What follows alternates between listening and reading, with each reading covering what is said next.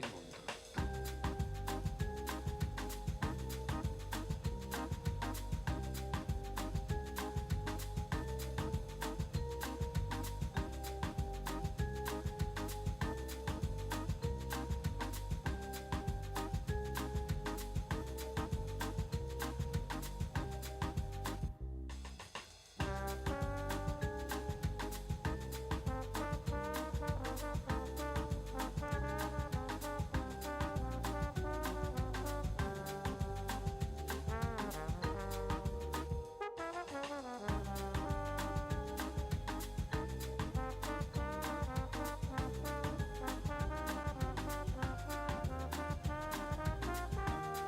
Hay tantos más fuertes que ayer, nos da muchísimo gusto.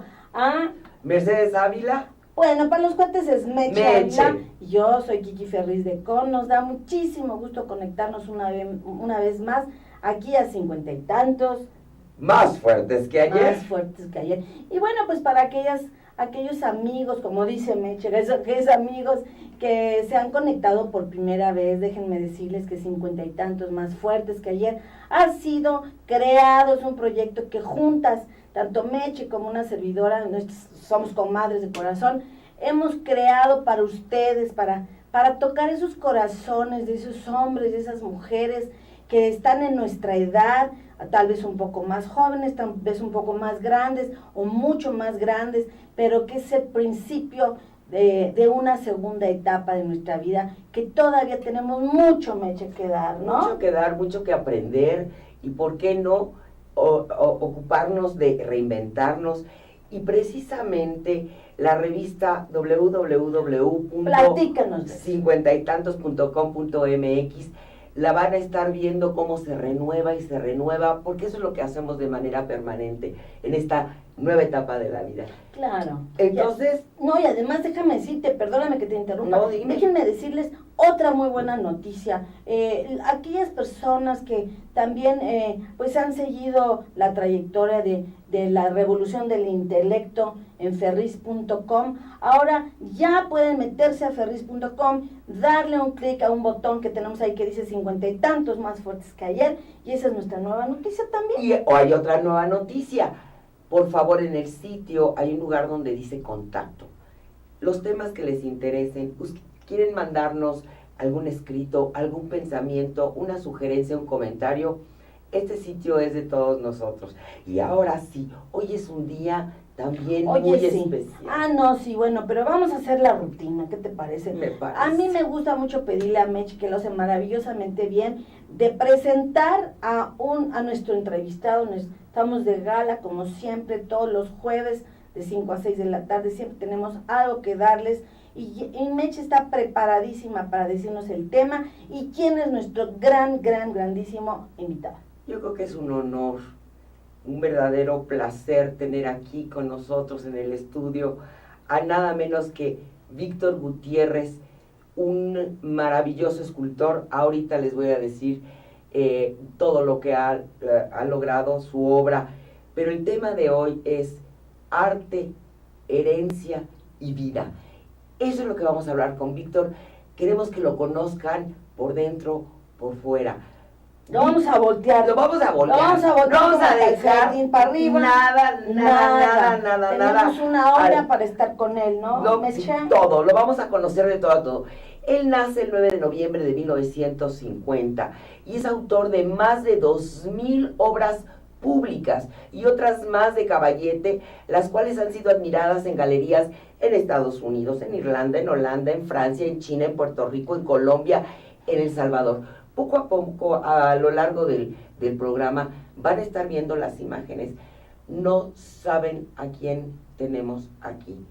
Un hombre que ha sido el heredero de una experiencia y una fama de una familia de escultores y talladores en piedra desde finales del siglo XIX, y que han realizado los más importantes monumentos en México y en el extranjero. Bueno, déjenme decirles que Víctor Gutiérrez, aparte de todo eso que nos está diciendo Meche, que no, o sea, aunque sea nuestro gran amigo, que lo es, y lo amamos con todo el corazón.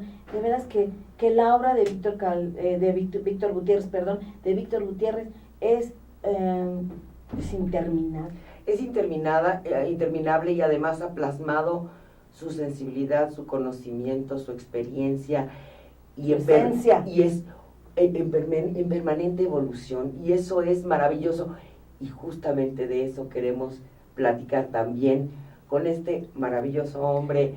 Maestro, aquí está, Víctor Gutiérrez. Muchas gracias. Oye, pues qué gusto, déjenme decirles, Víctor, yo lo conocí hace muchos años. Víctor, te conocimos en la Fundación Mario Moreno Cantinflas, que la preside el don Eduardo Moreno Laparad, y que por cierto también saludamos con muchísimo cariño a la gran escritora Irene G. de Lanz, que me prometió que nos iba a estar viendo, que se iba a conectar, y que bueno, pues qué gusto tenerte aquí, te amamos y te admiramos, y de verdad, como dice Meche, pues es un privilegio.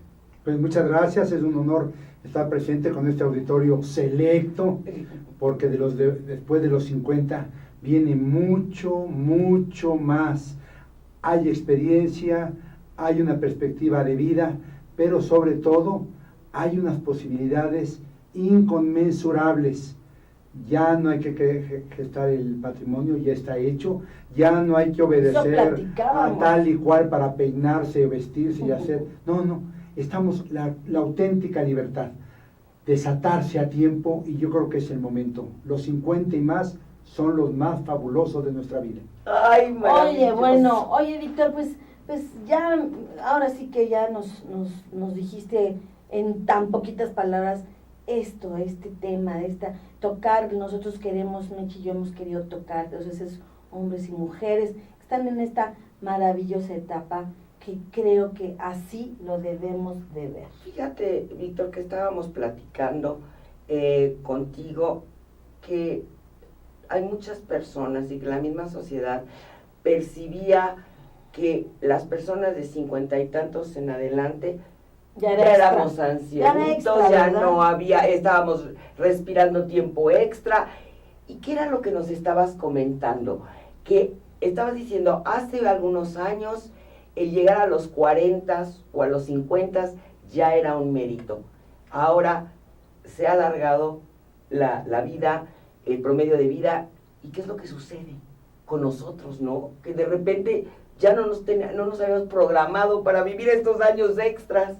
Sí, yo creo que la humanidad no se había preparado para ello. Los soldados egipcios empezaban a ir a la guerra a los 13 años. Imagínate. Y cuando los dioses y la fortuna les eran propicios, podían llegar a la vejez y morir a los 30 años. Eso ya cambió, por fortuna. La medicina moderna, la tecnología, la Revolución Mexicana con su seguro social y sus prestaciones nos ha permitido llegar a los 50 y más con todas nuestras piezas dentales, pudiendo leer un documento sin necesitar, podríamos decir, los lentes. Antes necesitamos el lazarillo, podemos oír, escuchar, tenemos pelo. Tenemos aparatos para oír, si no lo oímos. Y si no pasar eso, hay una tecnología que favorece. Ya la gente no muere de problemas intestinales. Por eso la gente escupía tanto. Como que era muy elegante tener el sofá y junto a una escupidera. Yo me acuerdo cuando éramos chiquitas que decía, ¿qué es eso? Es un de cobro de bronce, y las tenían al lado. Qué horror. Así es. Entonces tenemos otra posibilidad de vida. Es algo verdaderamente esplendoroso, maravilloso, y otras cosas terminadas con oso, como son el que todo sea precioso y refulgente. Tenemos que ver la vida con otro panorama. Al día de hoy, los que tengan 50 o más podrían bien estudiar una nueva carrera universitaria y todavía tener 20, 30 y 40 años para ejercerla. Imagínate. Entonces, no se queden con las es ganas, un momento, ¿no?, de plenitud. Claro. Ese momento de plenitud, cuando tú decías, es que fíjate que pudiste haber tenido ese sueño de haber estudiado una carrera. Claro, que no te quedes con las ganas, ya se me fue la vida y ya se acabó. Cuando tienes todavía todo un tiempo para convertir ese sueño en realidad y todavía disfrutar, practicar cosas. Claro, diferentes. fíjate que yo te voy a decir, yo fui, ya son tantos los años, pero cuando estuve en mi escuela por más de 30 años, Yo decía, yo no quiero quedarme en mi escuela en un lugar, en un espacio tan pequeñito. Hay un mundo muy grande allá afuera y yo no quería envejecer ahí. Entonces yo decía, no, yo me veo con cámaras. Era mi idea, fíjate. Yo me veo con cámaras, yo me veo con micrófonos, y bueno, ¿por qué? Porque siendo maestras, porque Mechi y yo trabajamos juntas, siendo maestras, siempre tenías una cámara, siempre tenías las fotos en los festivales, el micrófono, y de ahí, claro, con un legado como mi papá. Maravilloso. Pedro Ferriz. Entonces, yo decía, yo quiero otra cosa. Y me dio esa oportunidad Dios, ¿no? Maravilloso, sí. Fíjate que hablando de legado, yo quisiera rescatar un poquito ese Víctor Gutiérrez. Sí, vamos a y vamos a llegar después a este artista, a este escultor, a este hombre que el legado que tú vas a dejar es para toda la vida. Y el legado que dejó tu padre igual, pero yo quiero empezar con el legado. Tú eres fruto de toda una herencia. ¿Cuál fue tu herencia? Ay, sí, platícanos, porque te vamos a exprimir por todos lados, porque queremos tu legado, queremos la esencia. Aprender de ti. Sí, queremos la esencia tuya como Víctor Gutiérrez, como lo que has plasmado, porque tú eres un hombre, miren, es un hombre tan sencillo, en primer lugar tan simpático, tan preparado, inteligente, tan asertivo en tus comentarios, y bueno, lo van a conocer. Háblanos, por favor, no quiero quitarle la pregunta a Meche acerca de ese gran legado. Bueno, soy hijo de familia numerosa, como muchos de mi edad fueron hijos de familia numerosa. Era un tiempo de México. Mi abuelo Agustín Gutiérrez Ocampo le tocó ser soldado revolucionario, carrancista y obregonista. Él, su familia, sus hermanos, sus tíos, su padre, eran constructores en piedra, ya sea albañiles en piedra, labradores, claro, de la misma. Incluso mi abuelo trabajó en la Columna de la Independencia y en el mal logrado edificio del Poder Legislativo, el cual sirvió parte de su estructura para hacer el Monumento a la Revolución. Tuvo mi abuelo 2 hijos mayores, uno es mi tío David, el otro era mi papá. Ya los 2 fallecieron, y se unieron con él y trabajaron el oficio paterno. Hicieron un buen número de monumentos y casas y edificios de construcción en piedra, como el de Alijadores en Tampico, como el nuevo edificio del Departamento del Distrito Federal que está en el Zócalo, y así muchas casas, sobre todo de la colonia Roma, que en aquel entonces se construían. Mi padre tuvo, junto con mi mamá, tuvo 4 hijos, somos 4, pero tuvo otros 3. Mi papá volvió a casarse porque mi papá enviudó. Y entonces fuimos 7 hermanos, pero convivíamos en un espacio común. Los 5 hijos de mi abuelo, que si cada uno en su momento había tenido 4 hijos, 5 por 4 éramos 20. Imagínate darles de desayunar. Solo yo seguí el oficio de la escultura. Nada más tú de los 20 solamente yo seguí ese oficio porque ¿Y por me qué? gustó. ¿En qué momento? ¿De qué edad? Bueno, lo que pasa es que para salir de mi casa había que atravesar un patio común donde siempre estaban bloques de piedra, claro, donde mi papá estaba laborando y mi abuelo también. Y entonces yo desde el vientre de mi madre oía que alguien le pegaba a la piedra. No sé. Y el pegar a la piedra es un acto maravilloso. Es una verdadera orquestación. Cada piedra tiene un sonido diferente. El cincel, el martillo, unos pegan muy fuerte cuando es una tajadera. ¡Pum! ¡Pum! ¿Por qué? Porque van a hacer un desbaste grande. Pero cuando están terminando una pieza, usan un escoplo finito y le pegan muy brevemente, tiqui, tiqui, tiqui, tiqui, tiqui, tiqui. Entonces, cuando uno empieza a oír en aquel entonces a los canteros, a los talladores de piedra, es una orquestación verdaderamente alucinante, es muy hermosa. Yo oí eso desde pequeño. Desde el vientre, dices. Así es, y cuando jugaba con mis primos y hermanos, lo hacíamos entre los bloques de piedra y a las escondidillas y esconder algún objeto para luego encontrarlo. Siempre pasaba algún accidente, pero bueno. Eso fue lo que me imaginé, por eso me estoy riendo. Porque era parte de... Cosas. Pero yo desde niño le golpeaba a la piedra. ¿Por qué? Porque ahí estaba el martillo, ahí estaba el cincel. O sea, cogías las herramientas de tu papi. Así es, también se hacían moldes de yeso y hacían modelado. ¿Y le pedías hacer algo? No le pedía, solo lo hacía. Tenías las herramientas ahí en lugar. Y como era el nieto que le gustaba hacer eso, pues lo dejaban. Generalmente, cuando uno llega a una edad necesaria hay que decirle a los padres, o a los abuelos, o a la familia, o a la sociedad, qué quiero estudiar o qué quiero ser en la vida. Y entonces, pues todo el mundo está pensando en la abogacía, en la medicina, en la ingeniería. Pues si dice que quiere ser taxista, pues ya está mal. Si dice que quiere ser cantante, obrero, ¿no? O artista. Pero cuando vienen los terrenos de las artes, eso se pone muy color de hormiga. Porque resulta que si un hijo dice que quiere vivir de la poesía, como que hay que pensarlo. Si quiere vivir de la danza o de la música, etcétera, muy complicado. Y obviamente cuando dice que quiere ser pintor o escultor, es una tragedia familiar. En mi caso no fue así. No, cuando yo me expresé que quería seguir el oficio... ¿Qué edad tendrías, Víctor? Yo lo expresé cuando estaba yo en la primaria. En aquel entonces el director de San Carlos era el maestro Asunzolo, amigo de mi abuelo, y yo pude ir desde la primaria. Pero ¿estabas yendo a la Academia de San Carlos desde temprano? No, solo fui de visita. Y el maestro Asunzolo era muy amigo, pues eran compañeros correligionarios, revolucionarios de mi abuelo, entonces se querían mucho y se veían como uno solo. Sin embargo, no fue ahí, sino fue hasta que terminó la secundaria cuando le dije a mi papá, ahora sí, me quiero meter a la Esmeralda. En aquel entonces la Esmeralda estaba en boga y ya me quiero dedicar a esto.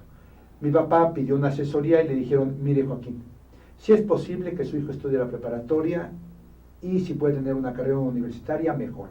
Entonces yo empecé a ir como taller libre, se podía ir por la noche. Como clases, como toman los niños. Exacto, ¿no? Empecé a ir a la Esmeralda, estudié mi preparatoria, seguí en la Esmeralda, entré a la carrera de arquitectura, terminé arquitectura. Bueno. ¿Por qué? Porque busqué que fuera un andamiaje claro, que me sirviera para la escultura. Funcionó muy bien. ¿Y por qué funcionó muy bien? Otra vez, la Revolución Mexicana nos dio gratuidad en la educación, en el texto y en los desayunos escolares, y eso nos permitió que muchos, que a lo mejor si hubiéramos nacido en una época del porfiriato, no hubiéramos tenido una educación superior. Es más, muchas veces ni siquiera un elemental. Así es. Entonces, eso me permitió soñar y me dio alas para volar muy lejos. Yo solo quería ser un tallador en piedra como era mi padre y mi abuelo, y de repente fui escultor, me decían arquitecto, aunque cabalmente nunca lo fui porque siempre me dediqué a la escultura. Después me han llamado artista y después me han dicho cosas muy hermosas sobre mi oficio. Un día me dieron una nominación que me gustó mucho, escultor de oficio, porque déjenme decirles que hay escultores contratistas, escultores de firma, artistas de ocasión. No, yo fui de oficio, me gustó el oficio.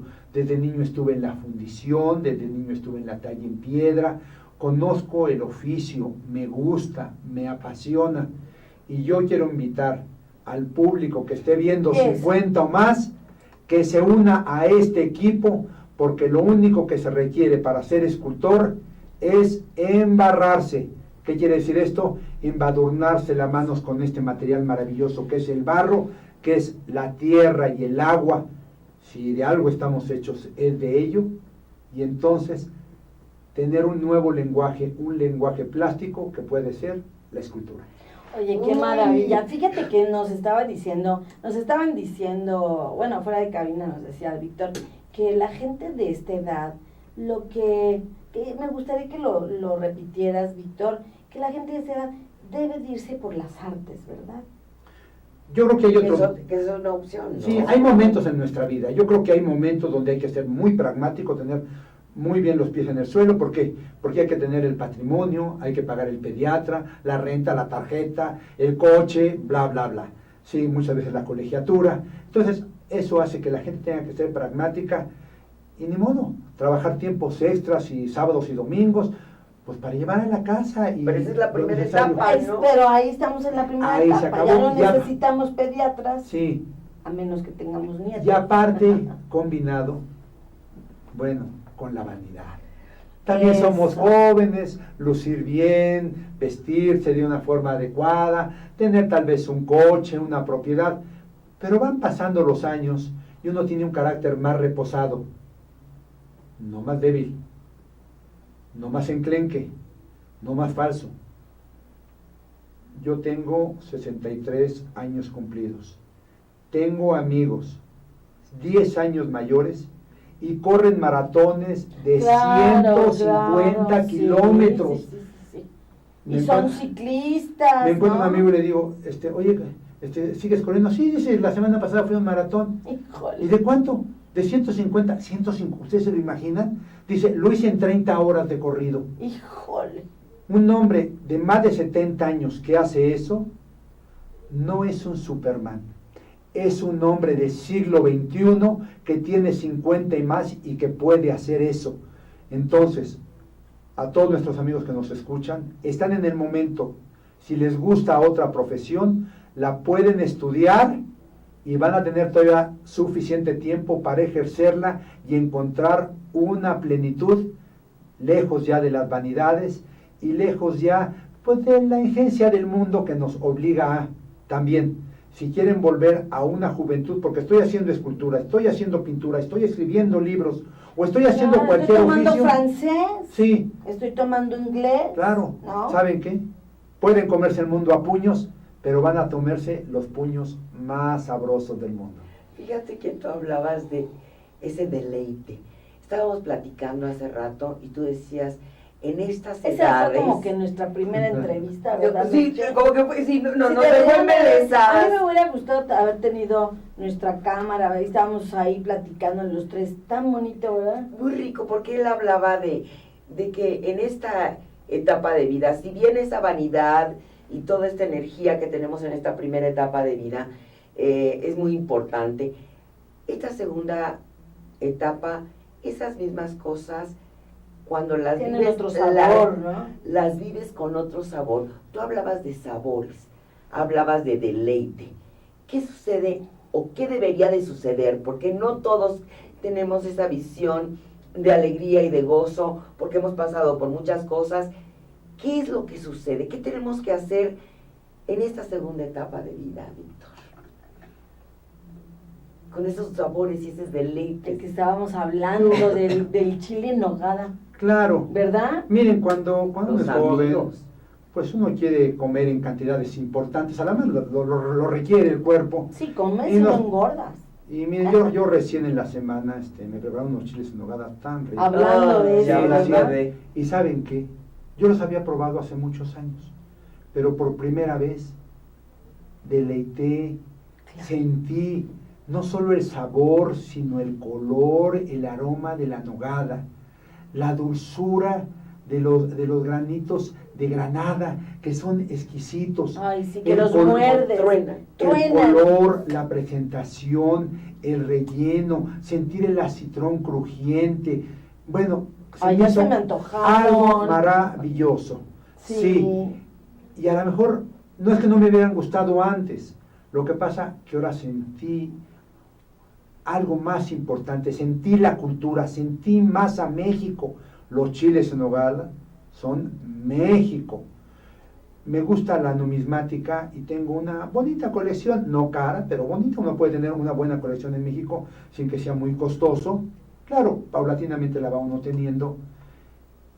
Y ahora saco un lente y estoy viendo a las monedas, porque las monedas tienen mucho de una escultura pequeñita, grandiosa, elocuente y heráldica. Y me decía mi esposa, oye, ¿que ya no alcanzas a verlas? Le digo, no, ahora veo más. Los El Ahora detalles. quiero ver otras cosas. Oye, disfrutas. Así es. fíjense que antes de que, bueno, Víctor, como dijimos al principio, te conocemos y toda tu trayectoria. Yo me acuerdo la primera vez que me dijeron, vas a entrevistar a Víctor Gutiérrez. Ya, bueno, voy a entrevistar. No, hombre, cuando empecé a ver tu obra, que yo realmente pues no te conocía. Conoces las obras, pero no sabía quién era el autor. No te conocía a ti físicamente, ¿no? Entonces, yo decía, ahorita digo, bueno, Víctor, es que has hecho, ¿a quién no has hecho?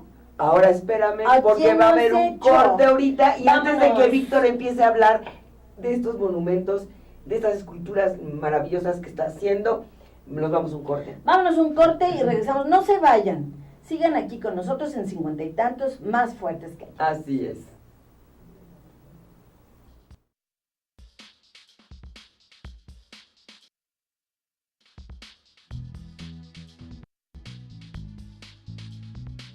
Ruiz Robles, corredores públicos y peritos traductores. Trabajamos para darles seguridad, confianza y un servicio profesional en sus asuntos relacionados a fe pública, valuación, arbitraje comercial, asesoría jurídica y traducciones.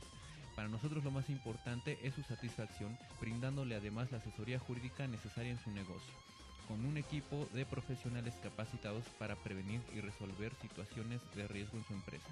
Le aseguramos una asistencia profesional personalizada y humana a quien consideramos más importante, el cliente, porque las oportunidades pequeñas son el principio de las grandes empresas.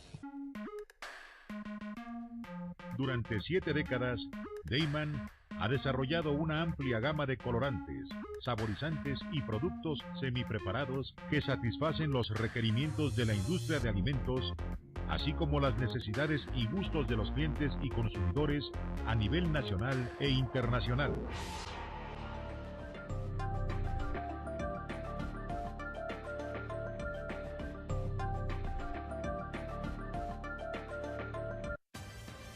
Con Trujillo Betanzos y Asociados, tus proyectos están en buenas manos. Trujillo Betanzos y Asociados te ofrece servicios de fe pública en materia mercantil, asesoría legal, contable, fiscal y de negocios, litigio civil y mercantil, valuación y asesoría financiera y área académica, porque nuestros clientes son nuestros mejores amigos.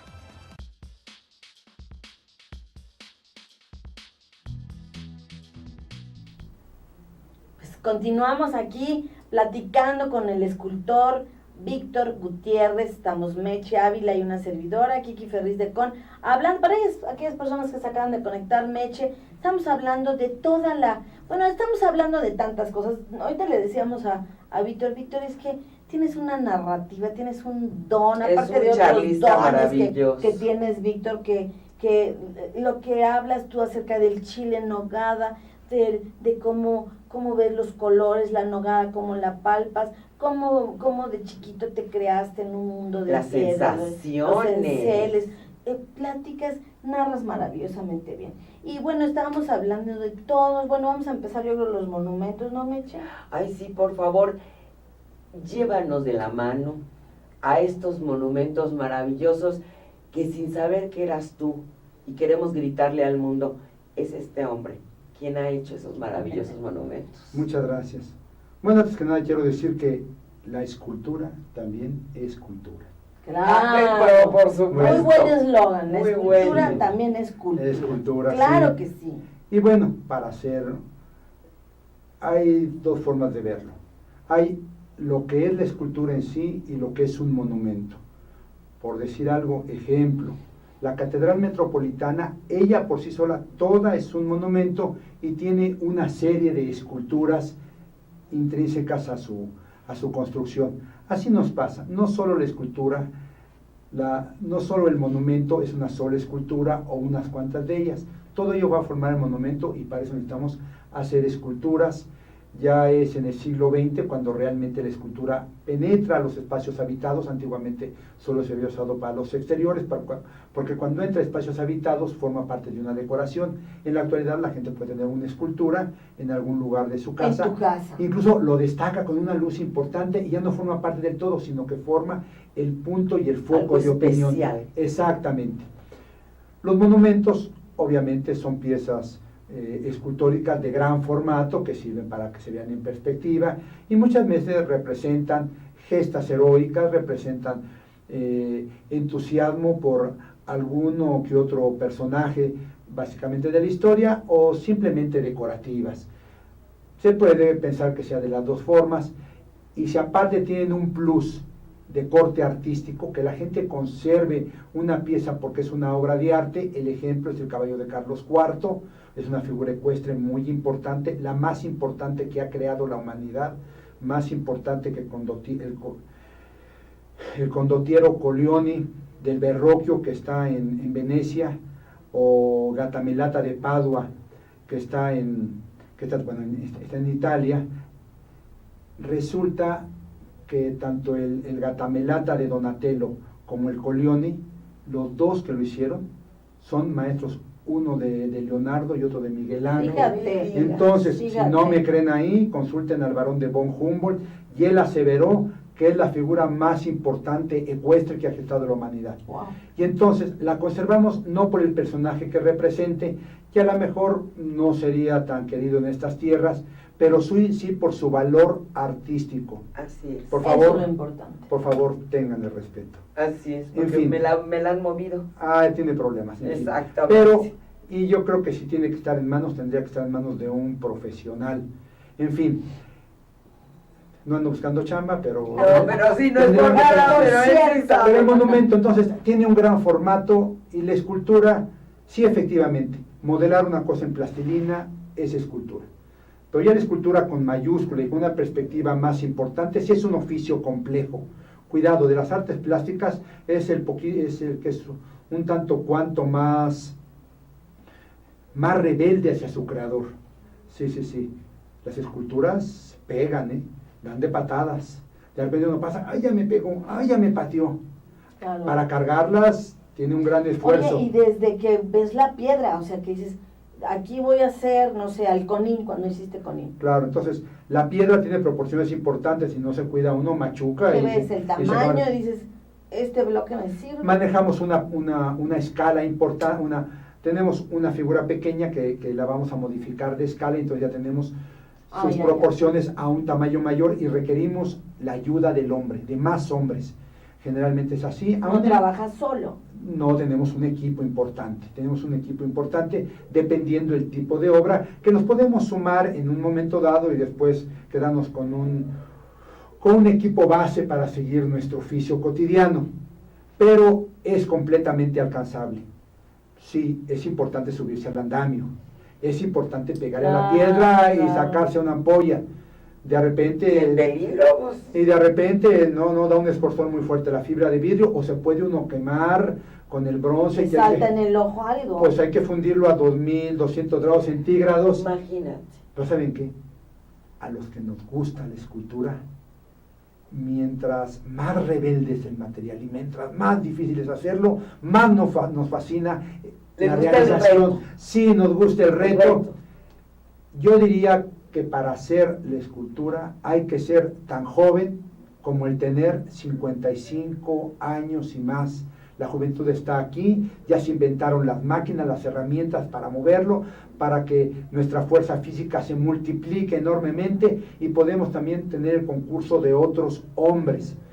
Obviamente cuando uno termina la pieza y si gusta, al que le encomendó muchas veces es por parte de un patronato, de una situación gubernamental, que también el ciudadano como un pase y le guste y sienta Y se beneplácito, identifique, ¿no? pues para que forme un hito en el tiempo y en el espacio, Así es. de la escultura a la derecha o a la izquierda o de aquí a allá más allá. Es Oye, cierto. ¿y qué, desde cuándo salió la escultura? Mira, yo cuando salí de la secundaria ya la estaban Ya estaba. colocando. Entonces, es un Claro. hito en el tiempo y en el espacio.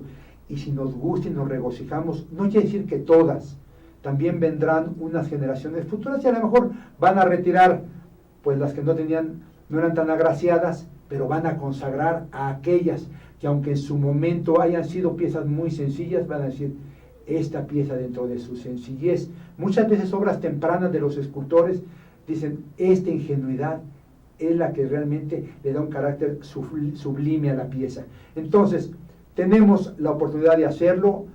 Ahora bien, No quiere decir que todo aquel que haga un modelado se va a volver escultor. No quiere decir que todo aquel que recete un mejoral es doctor. No. Eso también tiene un lugar. Pero estamos en el momento. Ya no existe la vejez. Ya no existe el no puedo. Existe el sí puedo aquí y ahora.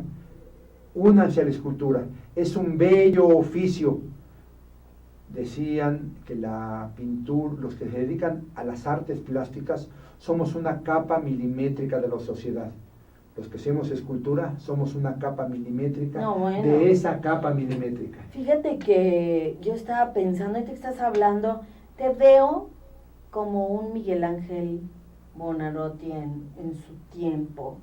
Te veo trabajando, te veo vestido de tu overol, te veo con tus cinceles, y un taller maravilloso, con las inclemencias del tiempo, del clima, de la piedra que sí está chica. Me acuerdo cuando veía la película de Agonía y Éxtasis. Así es. Bueno, a mí se me hacía éxtasis. Y veía al hombre cómo trabajaba, cómo pintaba, cómo creaba. Y te veo igual. Ah, pues qué hermoso. Te veo igual, ¿no lo ves igual? Me tiene embelesada, digo, es de las primeras veces que me quedo callada porque de veras el escucharlo es maravillosa.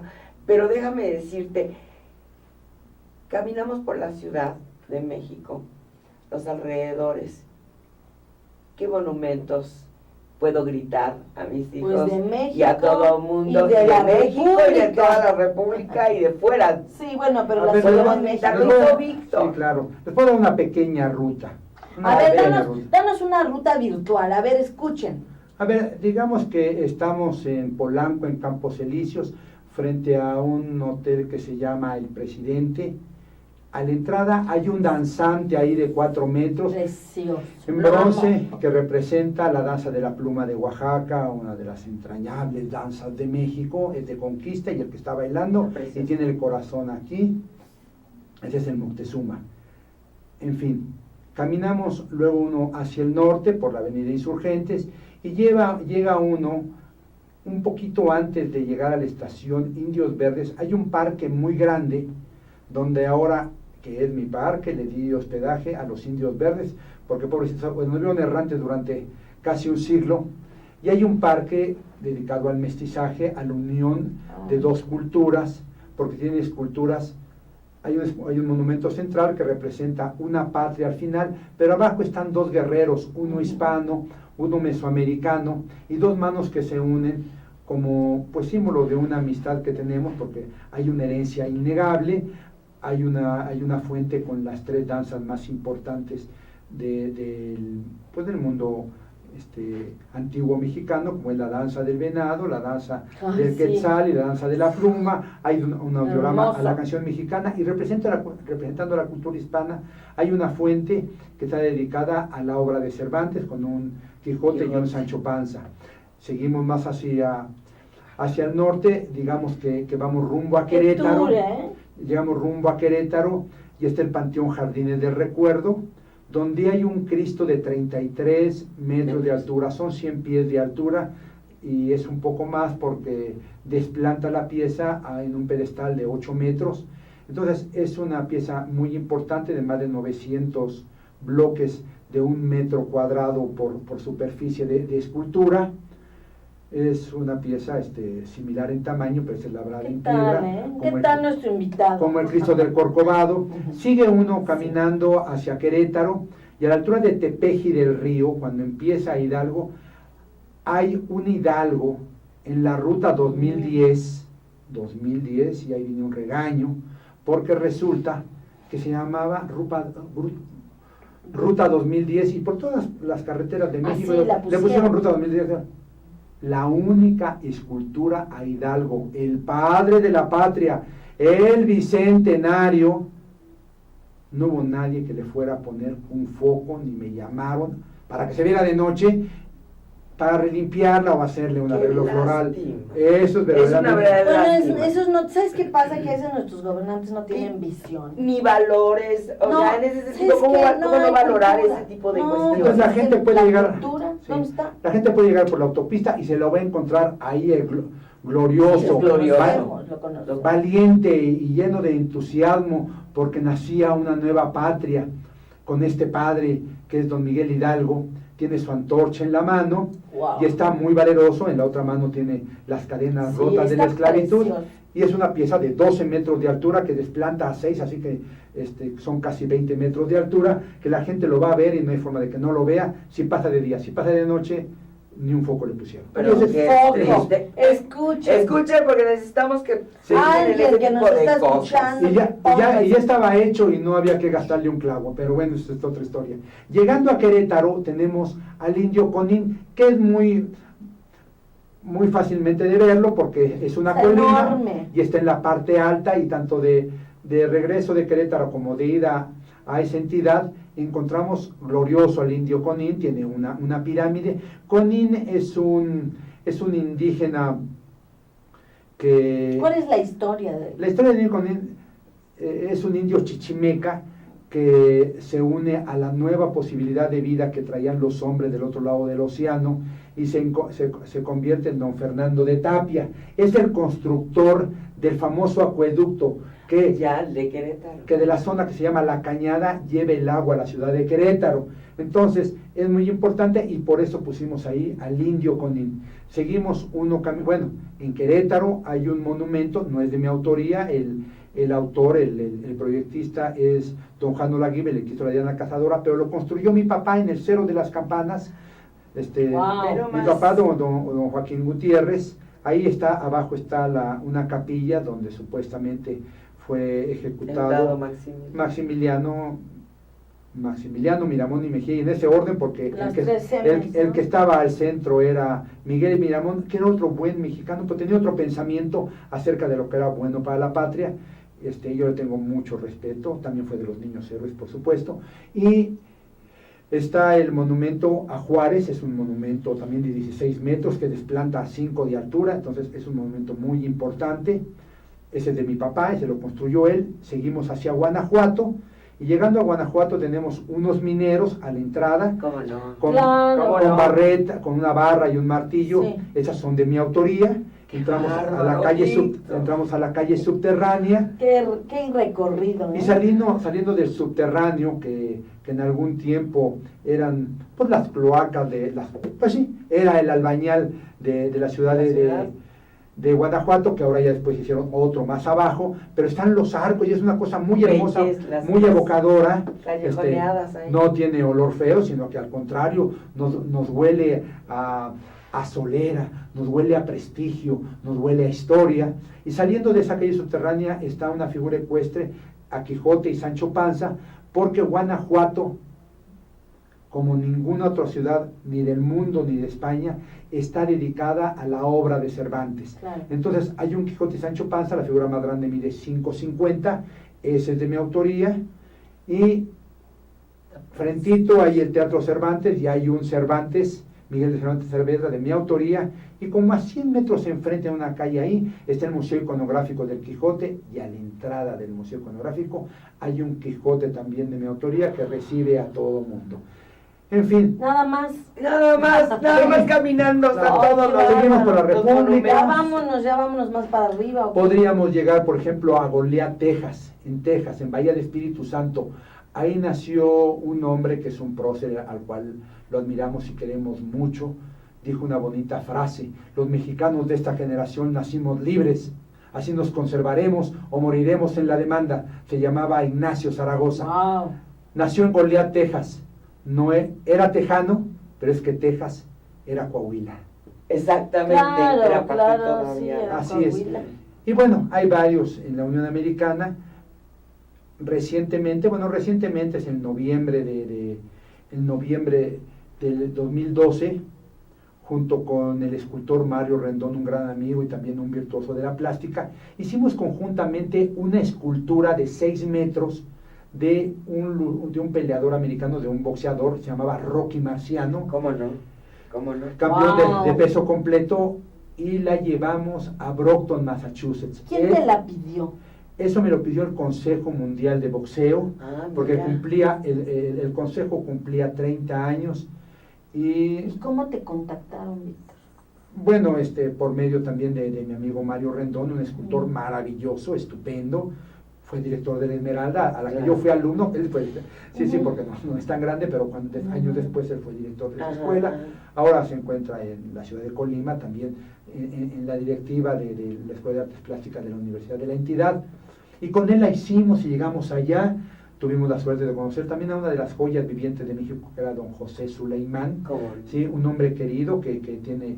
Pues, claro, el boxeo. muy conocido, por bueno, cierto. el boxeo de cientos de países que están afiliados y que lo reiteraron hasta el último momento de su vida, como él, el líder nato, ahora su hijo Mauricio. Él no se postuló.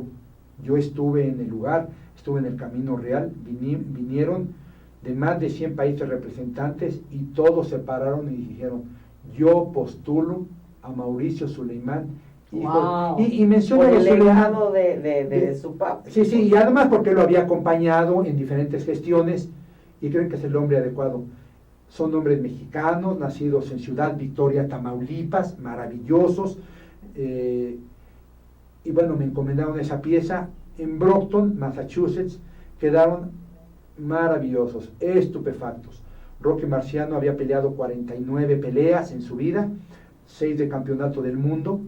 No, bueno. Y un día se retiró, no se lo merece. Se retiró invicto. Qué bárbaro. Pero murió en un accidente aéreo en Idaho. Qué absurdo. Y nunca más volvió a su terruño. Entonces, cuando mandamos la escultura, todavía ni veían la escultura. El tráiler donde estaba le pusieron un desplegado donde decía: bienvenido Rocky, has ganado tu 50 pelea. ¡Wow! No, qué hermoso. Y así como en aquel... ¿Qué es lo que significó lo que hicieron? Quiero decirles que cuando nosotros fuimos y lo colocamos, porque fue en 6 secciones, en una caja de un contenedor y llegó hasta allá, lo fuimos a colocar, estuve yo 10 días antes junto con Mario Rendón y otras personas que nos ayudaron, nos dieron un trato principesco. Sí, quedó en un estadio. Pero bien ganado con así lo que habían hecho. Y entonces yo he tenido en mi vida grandes inauguraciones donde me han dado grandes privilegios y sobre todo han resaltado que soy un escultor mexicano. Los mexicanos sí podemos. Llevé una virgen a St. Patrick Menus College. Menus es una población al sur de Dublín. Claro. Y la llevé a Lady Queen of the Angels. Y me trataron maravillosamente. Bueno, Dublín, hermoso. Y porque yo soy un sí, escultor también. mexicano. Hice la inauguración del Quijote y Sancho Panza en Querétaro y déjenme decirles, es una inauguración presidencial con grandes personalidades de México y de España. Vivido. Entonces, sí he tenido momentos muy importantes. Maravillosos. He estado en 14 ferias internacionales, claro, con más de 60 exposiciones individuales en el extranjero y más de 100 en México. ¿Y saben qué? Siempre soy mexicano y aquí estoy. Hecho en México. Porque un mexicano en el extranjero, Sí. en ese momento, él es México. Tal y Sí, como se comporta, claro. así dirán, así son sus coterráneos. Tienes toda la razón. Fíjense que yo estaba diciéndole a Meche que Víctor Gutiérrez es patrimonio nacional. Sí, pero al principio dije, ¿cómo? Como que patrimonio Claro, nacional.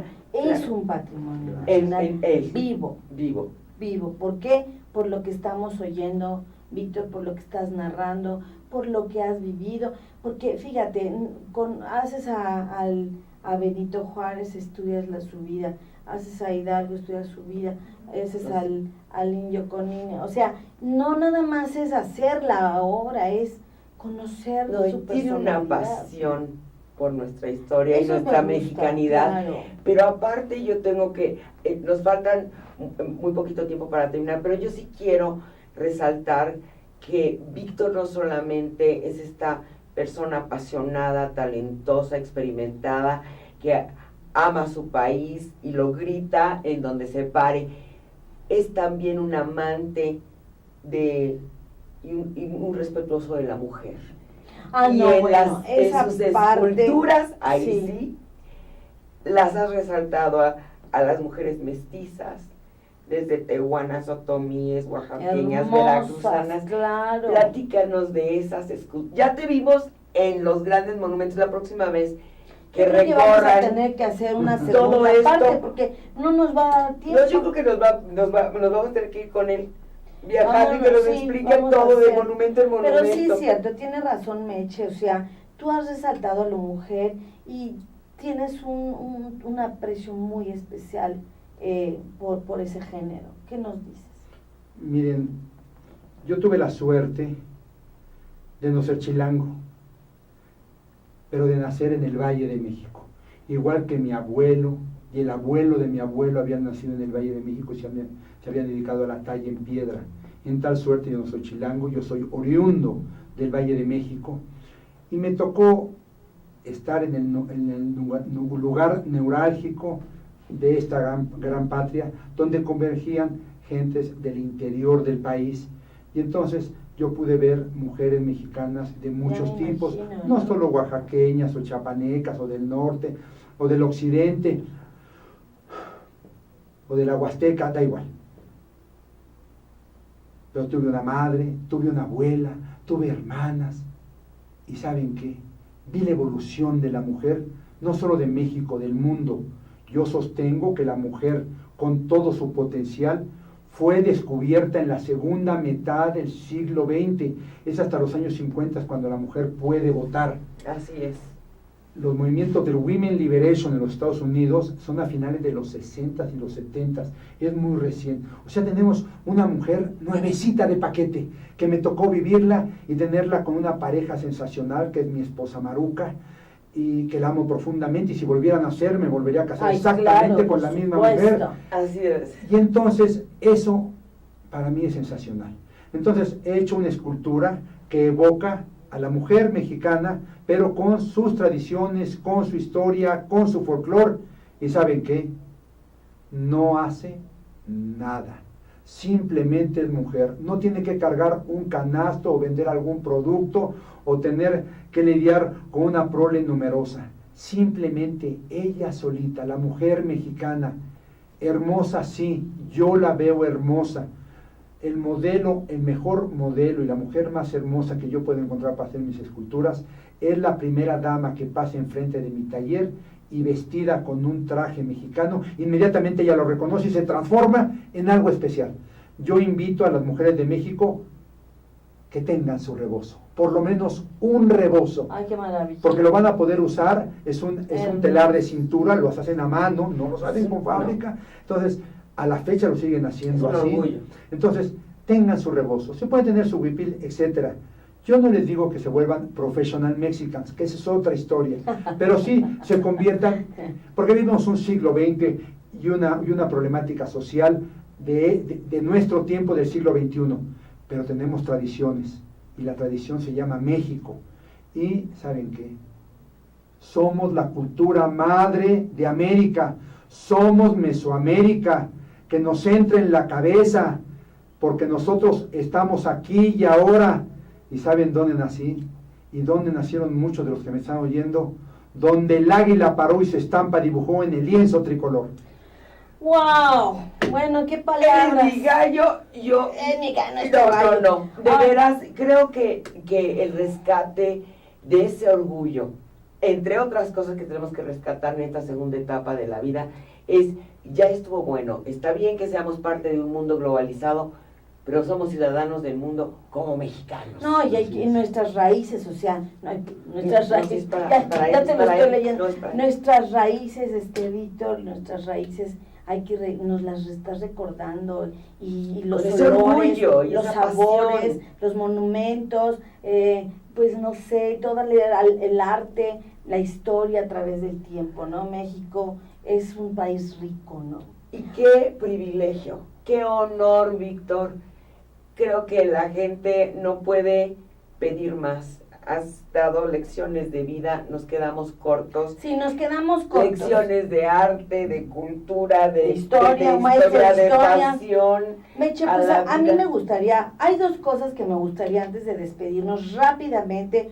Uno, que nos leyera Víctor este pequeño poema que hizo su papi. Ese es el punto número 1 que te quiero pedir, y ahorita te digo el segundo. Mi padre, el escultor Joaquín Gutiérrez Becerril, tenía, dentro de las varias máximas que tenía en su vida, es esta: una piedra dura más que una vida. La piedra, el peñasco, el risco, la roca. Aparentemente están dormidos, aparentemente enmudecen, aparentemente son cosas muertas entre las cosas vivas. La mano del más primitivo escultor grabó signos, y los signos son lenguajes en su sustancia mineral dura y sólida. Que la piedra no ríe, que la piedra no siente, que la piedra no sufre, pero es elocuente en la vida del hombre y de la bestia y de la humanidad, porque hay que recordar que no hay piedra inútil, pero tal vez sí hay hombres inútiles ante una piedra. ¡Wow! ¡Ay, bravo! Bravo, ¡Qué bravo! Es hermoso, hermoso. No podíamos no. dejar de compartírselos. Y quería también, por último, nada más hacer mención, Meche, que mi papi cumple la semana que entra, el miércoles 3 de septiembre, 1 año de haber partido. Y bueno, ¿quién más que Víctor, que nos hable de este pequeño homenaje, Víctor, brevemente, y acerca de la escultura a la Madre Tierra? Claro que sí, es un homenaje que lo hacemos muy sentido, los que tuvimos la oportunidad de conocer a Pedro Ferriz, que fuimos muchos, y digo fuimos muchos porque es un hombre conocido del ambiente público, estuvo en la radio, estuvo en la televisión, muchos años en cada lugar, siempre en una forma y en un espíritu y una presencia grandiosa, principesca. Era un hombre de una gran personalidad, de una voz arrolladora y de una fraternidad única. Se le va a hacer un homenaje en la Fundación Mario Moreno Reyes, que está en las lomas de Chapultepec. Hicimos una escultura que se va a develar ahí, se llama La Madre Tierra. Tiene 2 vertientes esto: la Madre Tierra, porque de ahí venimos y ahí llegaremos todos. Y 2, por este gran planeta maravilloso que se nos regaló. Y es que don Pedro era amante de pensar más allá de nuestro planeta, irse al cosmos y regresar. Así que por eso está ahí la Madre Tierra, está en un pedestal de corte clásico, es una pilastra que tiene una base y un capitel. A ver si lo traemos próximamente. Adecuadamente, ¿no? Y lleva un recordatorio porque él participaba en todas las decisiones de una fundación que se hizo con motivo de la desaparición física de don Mario Moreno Cantinflas, y él formaba parte de ese patronato, al cual también yo estoy integrado, y tuve oportunidad de convivir pues por 20 años con don Pedro, no todos los días como me hubiera gustado, o más frecuentemente, pero sí, incluso en sus veladas que hacía en su domicilio, para invitar a intelectuales, a gente del teatro, de la comunicación. Me invitaron alguna vez, di alguna dinámica de escultura y me hermané con él. Claro, y entonces lo llevo yo muy presente en mi espíritu. Me uní a otras personas como Eduardo Moreno Laparade, como a la señora Irene G. de Lanz, para hacerle un homenaje, como Laura Zapata. Todos vamos a contribuir para hacer un homenaje y recordarlo y no despedirlo.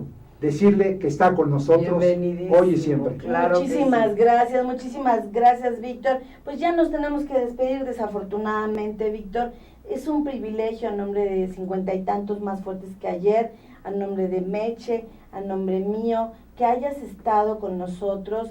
Creo que nos quedamos cortos, como dice Meche, pero yo te invito próximamente que hagamos una segunda etapa de esta entrevista maravillosa. Meche, ¿algo antes de despedirte? Hay tanto que aprender, Víctor. Gracias, cada cosa que nos compartes es de corazón, es algo que se siente como legítimo.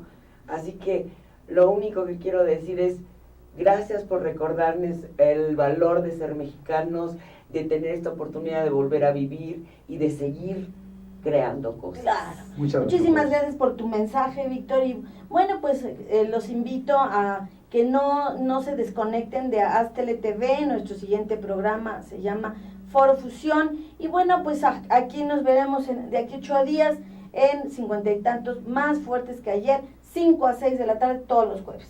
Los esperamos. Los esperamos. Muchísimas gracias al staff. Gracias, Víctor. Gracias, gracias, gracias, audiencia. Gracias.